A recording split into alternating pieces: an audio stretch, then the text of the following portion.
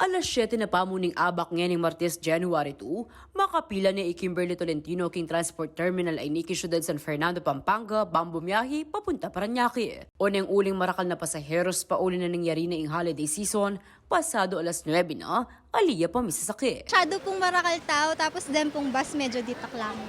Alaya kanong akarap at bistaman na matauline king kayang lakad. Ala, pasensyahan na mo po, makanta po talaga yung kaya. Ala nang yaman pong choice nung aliman ni Naya. Makanyan muna man ang denasa ng Jose Quezon na bibiyahe naman pa Cubao, iba't Mexico. Papasensya na lang po. Bukas pa naman po yung pasok ko. Agpang ka ring inspector at dispatcher, peg sa dala ring dakala pasaheros. At balabalaos naman kanong impama niya tangat pamaglakora ring bus. Okay naman po yung guys, sitwasyon ng kaming biyahe. Halos makakain naman, mag-isa na po ng taon din ang kapuatang kay.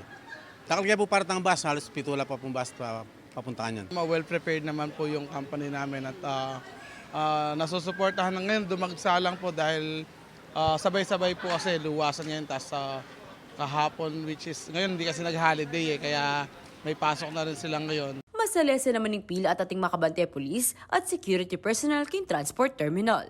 Sisiguro danda naman ka mga kondisyon la emure ang bus, nun napatirang drivers a kompleto kanutudtud. Ako, ingki ako yung talasuyo.